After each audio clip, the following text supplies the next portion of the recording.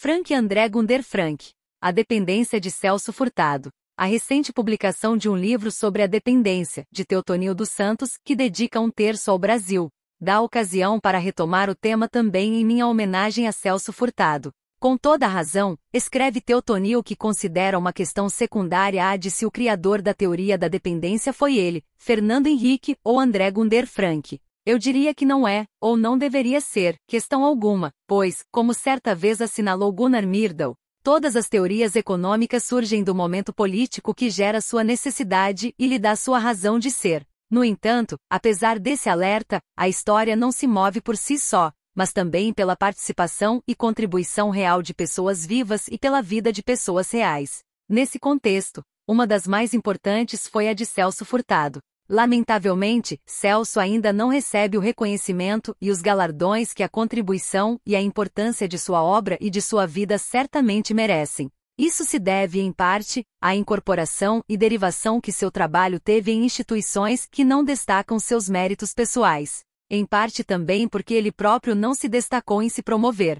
Assim ocorreu com sua participação no governo de João Goulart como ministro do Planejamento e com sua importante contribuição durante seus longos anos na Comissão Econômica para a América Latina, a CEPAL. A exceção talvez seja seu êxito como diretor fundador da Superintendência do Desenvolvimento do Nordeste, a SUDENE, pois o público identificou corretamente a própria instituição com Celso. Além disso, ao longo dos anos, em seu próprio nome, houve sua participação pública e repetidamente crítica na política econômica brasileira e em seus muitos livros sobre o subdesenvolvimento. Por exemplo, criticou corretamente de forma pública o presidente Lula por manter a mesma política de juros altos de seu predecessor Fernando Henrique Cardoso. Celso o fez por ocasião do lançamento, por outros, de sua candidatura ao Prêmio Nobel de Economia. O fato de não ter sido galardoado é exemplo da insuficiência de sua visibilidade. Esta agora aumenta ironicamente, não ao lhe concederem o merecido prêmio, mas ao anunciar um prêmio para outros em economia política,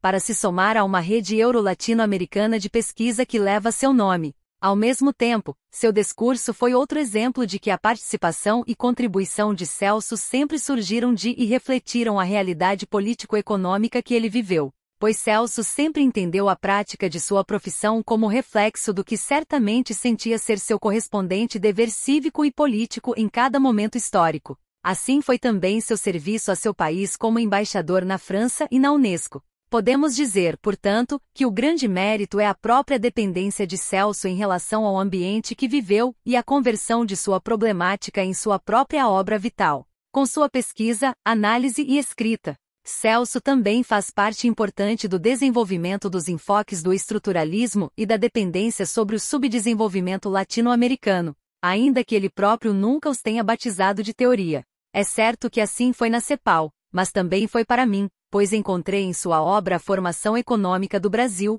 publicada em 1959, a base fundamental para meu trabalho, junto com os de Simonsen e Caio Prado Júnior para o Brasil, Sérgio Bagu e Silvio Frondizi para a Argentina, e Aníbal Pinto para o Chile. Seguramente também foi assim para o desenvolvimento da dependência por outros brasileiros como Fernando Henrique Cardoso, Teotonio dos Santos e Rui Mauro Marini, e por outros latino-americanos como Enzo Faleto e Oswaldo Sunquel no Chile, Aníbal Quijano do Peru, Héctor Silva Michelena e Armando Córdova na Venezuela. E os mexicanos Pablo González Casanova, Rodolfo Stavenhagen, Alonso Aguilar e Fernando Carmona. Para nosso trabalho sobre o subdesenvolvimento latino-americano, a análise de Celso, mas também seu trabalho na SUDENE, certamente formou uma base tão importante quanto tem sido, talvez também para nós, o reconhecimento desse mesmo trabalho. É ocasião de reparar esse erro.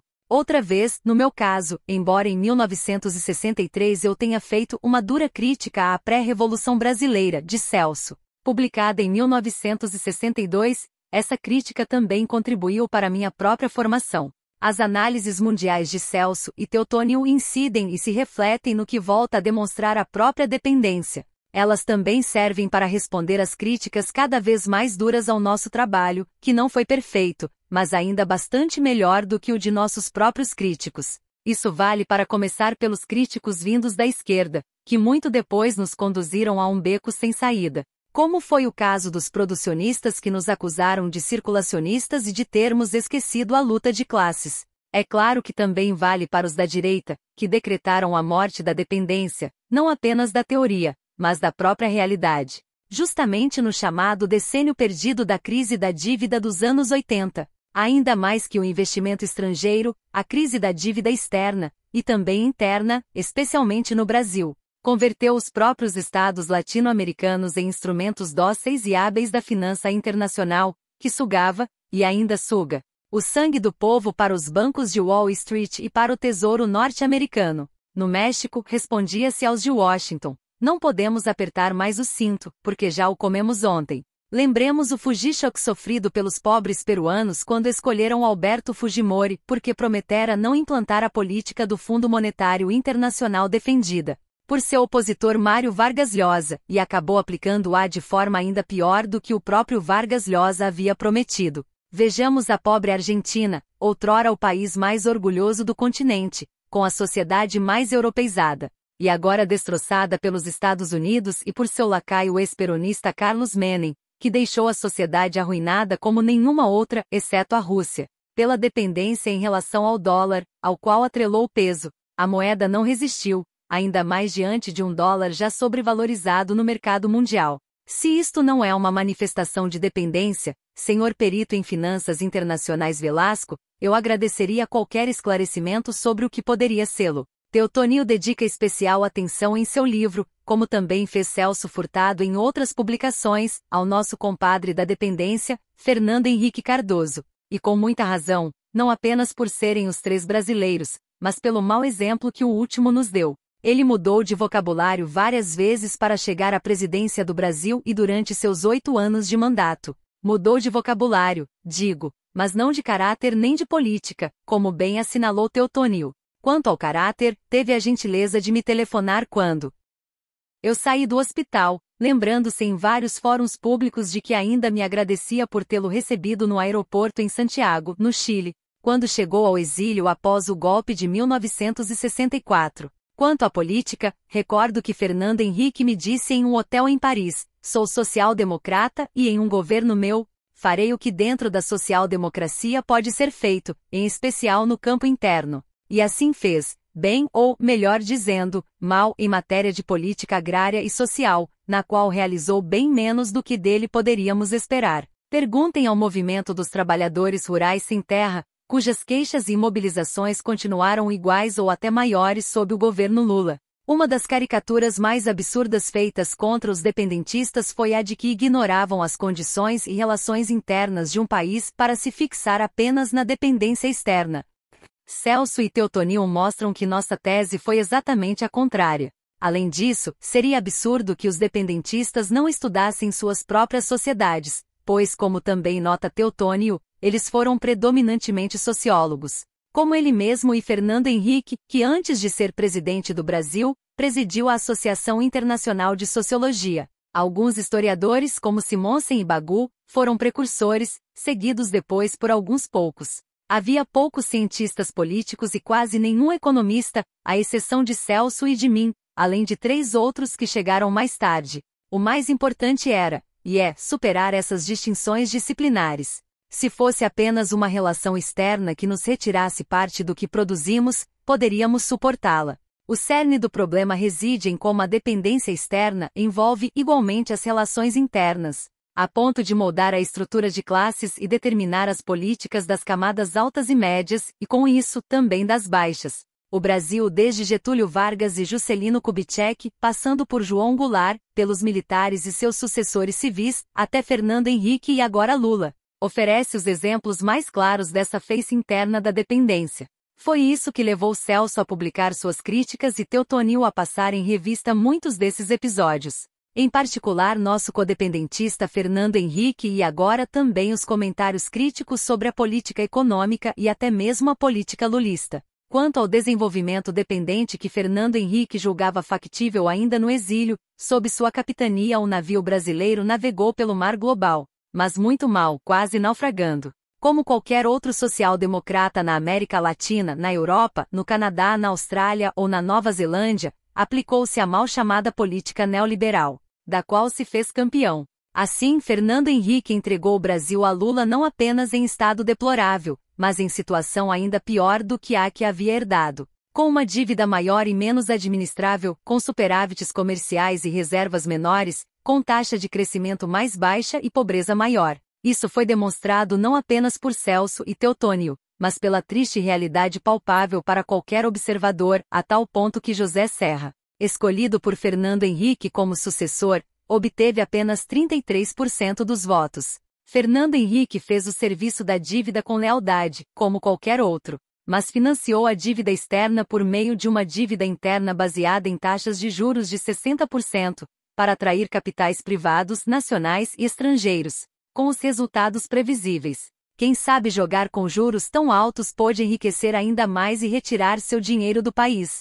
Mas para o pequeno industrial que precisa de empréstimos para iniciar ou manter sua empresa e o emprego que ela gera, não havia sequer bote salva-vidas para si e para seus trabalhadores. Além disso, Fernando Henrique assinou de forma deliberada acordos recentes com o Fundo Monetário Internacional que deixaram Lula com as mãos atadas, e talvez também os pés. Isso foi antes que o chamado vírus argentino se espalhasse pelo Brasil e que o cassino do capital especulativo pudesse escapar de um golpe, deixando o país no fundo. Recordemos como um presidente mexicano se arranjou de modo semelhante, de forma que a crise financeira explodisse apenas no primeiro mês do mandato de seu sucessor. Vale a comparação com o Chile dos Chicago Boys, que impuseram um controle estatal sobre a entrada e saída de capitais, como também o fizeram a Malásia, a Bielorrússia e até a Iugoslávia sob Milosevic, todos eles taxados como fracassos pelo Fundo Monetário Internacional, mas que ao menos ofereceram alguma proteção à sua população.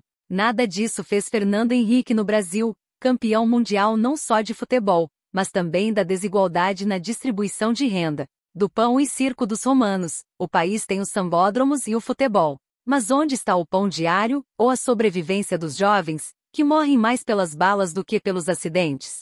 Assim, a taxa de crescimento diminuiu e o desemprego aumentou sob a capitania de Fernando Henrique. Essa também foi a situação no primeiro semestre do governo Lula, como Celso acertadamente observou em sua já mencionada intervenção. Fernando Henrique chegou até a ceder parte da soberania formal do Brasil aos norte-americanos ao permitir-lhes negar a entrada de brasileiros em sua base de foguetes na Amazônia. Em troca de quê? É um problema de soberania que ainda atormenta Lula. Muitas vezes me perguntam, e talvez também a Celso, Teotônio e até a Fernando Henrique, o que penso agora sobre a dependência, seus acertos e os erros que cometemos. O primeiro desses erros, eu diria, foi acreditarmos que nossas concepções da dependência diferiam muito mais do que hoje vemos. Felizmente, nossas discussões e críticas escritas, entre Teotônio e eu, e entre Fernando Henrique e José Serra, este mesmo que, como candidato de Fernando Henrique à presidência, obteve apenas 33% dos votos contra os 61% de Lula, sempre incluíram também Rui Mauro Marini. Elas serviram menos para nos afastar do que para nos obrigar a reforçar nossos argumentos e a aproximá-los uns dos outros. Nunca houve tanta diferença. Ao dizer isso, cabe também fazer minha autocrítica e pedir publicamente perdão a Celso por ter rebatizado sua pré-revolução brasileira, de 1962, como contra-revolução. No fim das contas, tivemos de admitir que não se tratava nem de pré nem de contra-revolução, mas simplesmente de ausência de revolução. E nisso a história deu razão a Fernando Henrique. Ao analisar a realidade da dependência, cada um de nós apenas acrescentou uma nova observação a um conjunto e a um complexo de dependência que continuou crescendo. Não apenas em nossas descrições, mas, lamentavelmente, também na realidade. Enquanto eu, nos últimos tempos, tenho me ocupado da história mundial e não mais da dependência latino-americana, agora, olhando de longe, só vejo que a dependência cresceu e se fortaleceu ainda mais. É isso que também mostra Teotônio no que escreve neste livro, e que se mostra ainda mais nos fatos, e no que não foi feito ou se deixou de fazer. Porque não se podia ou se dizia que não se podia, como tantas vezes disse nosso amigo Fernando Henrique. Ou seja, a dependência está viva e bem, mas, como disse um presidente general do Brasil, o Brasil está bem, mas o povo não. Resta então a grande questão: que política adotar contra a dependência para acabar com ela e com o subdesenvolvimento que gera? Nesse ponto discutimos e divergimos ainda mais, especialmente Celso e eu, mas apenas aparentemente. A triste verdade é que nem nós nem os políticos fomos capazes de dar uma resposta válida, isto é, uma que tivesse resultado, ou mesmo uma que possa resultar hoje. Muito menos nos colocamos a pergunta seguinte: e depois, o que fazer? Aqui reside a fraqueza de todos nós, também de Celso e de Teotônio. Ela não se refere ao fato de não termos respondido a essa pergunta que não tem resposta, mas ao fato de não a termos formulado adequadamente. Ao não nos colocarmos a questão de como realmente nos desdependizar ou o que isso significaria, e muito menos o que e como fazer depois, deixamos escapar o cerne do problema. Não percebemos o quanto nos equivocamos. Não é que nossos antagonistas e inimigos ofereçam respostas melhores, tampouco dizem a verdade sobre como acabar com a dependência que existe de fato e que, evidentemente, não pode ser eliminada apenas negando sua existência real,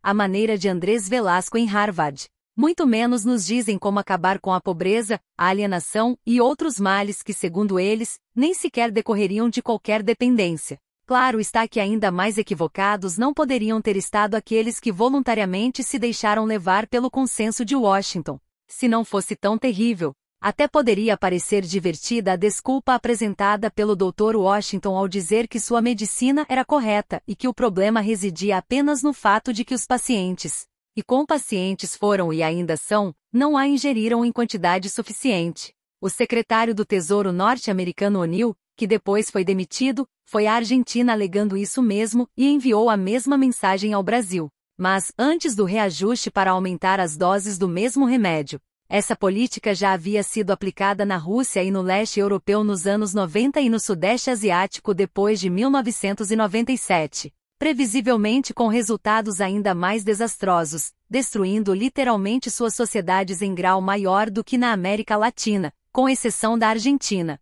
O principal arquiteto dessa política foi Lawrence Summers, tanto no Banco Mundial quanto no Tesouro norte-americano, e por ter deliberada e literalmente destroçado várias sociedades foi premiado com a presidência da mais prestigiosa universidade norte-americana, Harvard, onde trabalha nosso comentador Andrés Velasco. Em contrapartida, o pobre Lula já assumiu com um atraso dependente de anos-luz, antes mesmo de tomar o governo, mas não o poder, como costumava dizer Salvador Allende, tanto em relação a nossos sonhos quanto às realidades da dependência que conhecemos e combatemos. Este artigo foi escrito como contribuição para um livro em homenagem a Celso Furtado, compilado por Teotônio dos Santos para Reglen, no Rio de Janeiro, Brasil, publicado originalmente em 2004.